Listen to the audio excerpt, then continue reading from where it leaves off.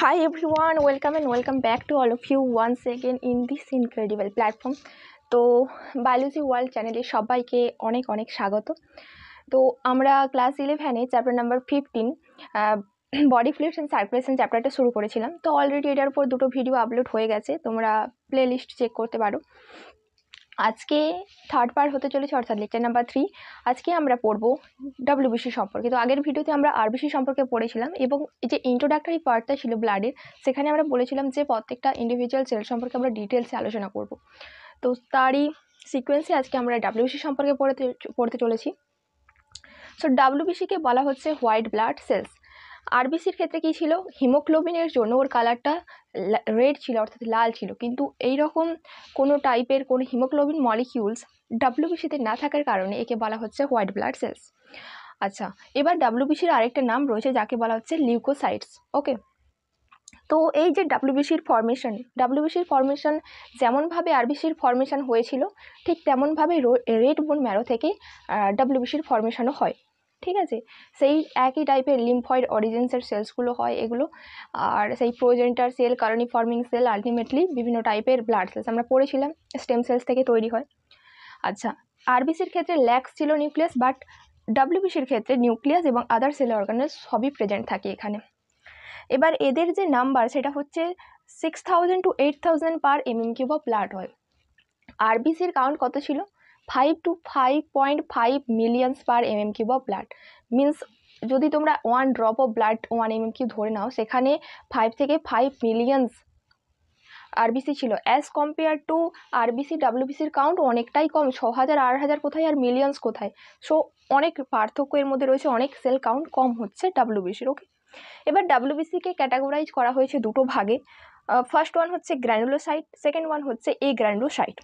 তো depending upon the granules present or not, এখানে দুটো ভাগে ভাগ করা হয়েছে। যদি সাইটোপ্লাজমে, আমরা জানি যে কোনো একটা সেলসের স্ট্রাকচার কেমন হয়, নিউক্লিয়াস থাকে, সাইটোপ্লাজম থাকে।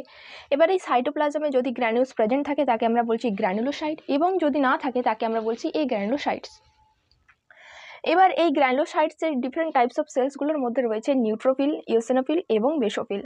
আর এই গ্র্যানুলোসাইটসের মধ্যে রয়েছে টু টাইপসের অফ সেল। ওয়ান হচ্ছে তোমাদের লিম্ফোসাইট সেলস, এক হচ্ছে তোমাদের লিম্ফোসাইট, আর একটা রয়েছে তোমাদের মনোসাইট। তো টু টাইপস অফ সেল দেখতে পাওয়া যাচ্ছে। এবার এই ডব্লিউবিসির যে ডিফারেন্ট টাইপস অফ সেলসগুলো রয়েছে, এদের পার্সেন্টেজগুলো তোমাদের পরীক্ষাতে কোশ্চেন আসে। কীভাবে কোশ্চেন আসতে পারে, হয়তো তোমাদের অ্যাসেন্ডিং অর্ডার বা ডিসেন্ডিং অর্ডারে জিজ্ঞেস করতে পারে, অথবা পার্সেন্টেজ হিসেবেও তোমাদেরকে জিজ্ঞেস করতে পারে। তো পার্সেন্টেজগুলো যদি মনে রাখতে পারো, তোমাদের অ্যাসেন্ডিং ডিসেন্ডিং অর্ডার খুব সহজেই বের করতে পারবে। তো নিউট্রোফিল রয়েছে সবথেকে বেশি অ্যামাউন্টে, that is the 60 to 65%। Eosinophil রয়েছে 2 to 3%। বেসোফিল রয়েছে 0.5 to 1%, অর্থাৎ সবথেকে কম কোনটা রয়েছে, বেসোফিল। আচ্ছা, লিম্ফয়েড রয়েছে 20 to 25% এবং মনোসাইট রয়েছে 6 to 8%। তাহলে সমস্ত ডব্লিউবিসির মধ্যে সবথেকে বেশি রয়েছে নিউট্রোফিল, সবথেকে কম রয়েছে বেসোফিল। নিউট্রোফিল বেসোফিল দুটোই গ্র্যানুলোসাইটের মধ্যে রয়েছে। নিউট্রোফিলের পরে রয়েছে লিম্ফোসাইট, যেটা রয়েছে 20 to 25%। এরপর রয়েছে মনোসাইট, তারপর ইওসিনোফিল, তারপর বেসোফিল। এটা মনে রাখবে সিকোয়েন্স ওয়াইজ। ওকে, এবার এই যে সেলসগুলো নিউট্রোফিল, ইওসিনোফিল, বেসোফিল কেন বলা হচ্ছে, নিউট্রোফিলকে দেখো, নিউট্রোফিলের যেটা যদি আমরা মাইক্রোস্কোপের নিচে নিউট্রোফিলকে দেখতে চাই, তাহলে এখানে নিউট্রাল ডাই ইউজ করতে হয় আমাদের। সেই কারণে কোন ডাই ইউজ করছি তার উপর ডিপেন্ড করে এগুলোর নামকরণ করা হয়েছে। তো নিউট্রোফিল নিউট্রাল ডাই দিয়ে এটাকে স্টেইন করা হয়। আচ্ছা, এগুলোর যে নিউক্লিয়াসের স্ট্রাকচার দেখা যায়, অনেক রকম লোব প্রেজেন্ট থাকে এটাতে। এই জন্য নিউট্রোফিলকে আমরা পলিমর্ফ নিউক্লিয়ার লিউকোসাইটও বলি।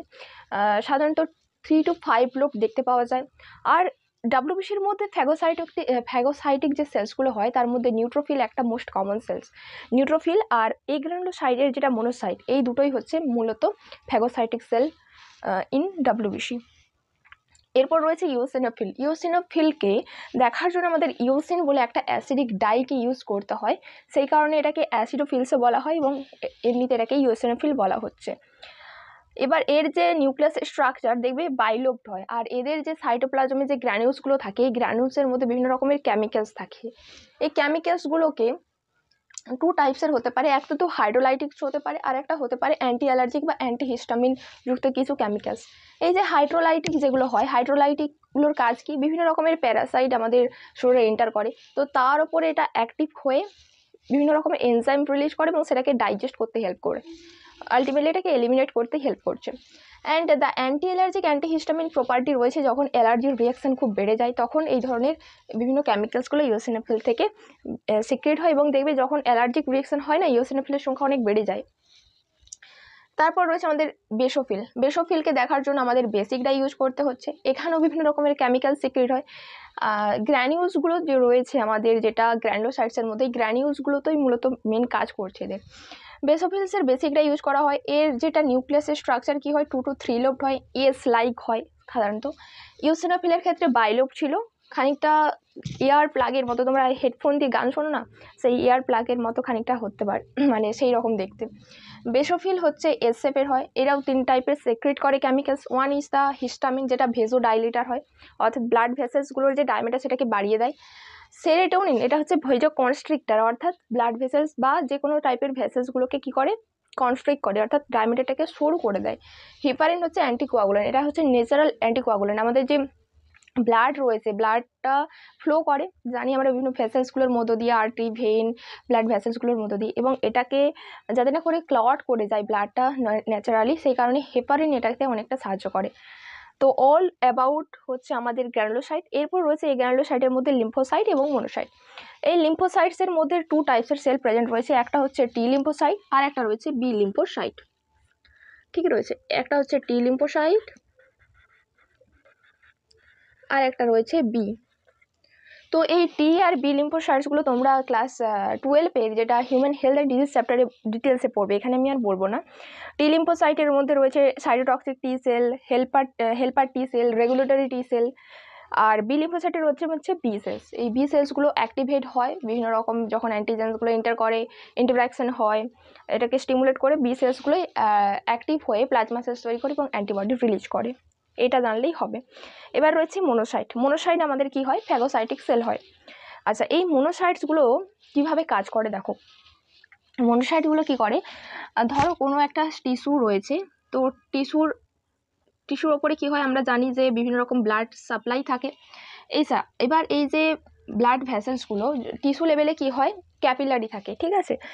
এই ব্লাড ক্যাপিলারিগুলোতে যে সেলসগুলো থাকে, এপিথেলিয়াম সেলসগুলো, এটাকে বলছি আমরা এন্ডোথিলিয়াম, আর এর মাঝে মাঝে কিছু থাকে পোর। যখনই কোনো ইনফেকশন এখানে হয়, বিভিন্ন রকমের কেমিক্যাল সিক্রেট হয়, সাইটোকাইন্স বলে, মনোসাইটসগুলোকে অ্যাট্রাক্ট করে সাইড অফ ইনফেকশনের কাছে।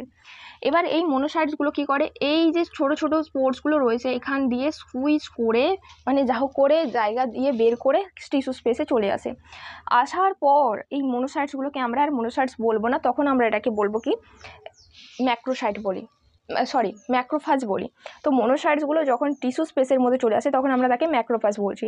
আর এই যে সুইচ করে এন্ডোথিলিয়ামের ছোটো ছোটো পোর্সগুলো, সেলসগুলোর মাঝে যে পোর্সগুলো দিয়ে টিস্যু স্পেসে আসার এই যে ফেনোমেনন, এটাকে আমরা বলছি ডায়াপেডেসিস। এখান থেকে কোশ্চেন আসতে পারে, হোয়াট ইজ ডায়াপেডেসিস, লিখতে পারবে।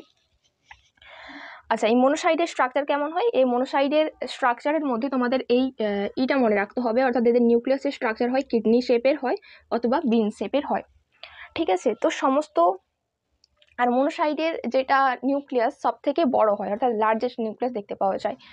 সবার নিউক্লিয়াসগুলো স্ট্রাকচারগুলো মনে থাকবে, কিছু কিছু বেসিক প্রপার্টি রয়েছে, এগুলো মনে রাখতে হবে। এখানে এই ডাব্লিউবিসির পোর্শন থেকে তোমাদের গ্র্যানুলোসাইটস, এই গ্র্যানুলোসাইটসের মধ্যে যে সেলসগুলো রয়েছে এদের অ্যাসেন্ডিং ডিসেন্ডিং অর্ডার।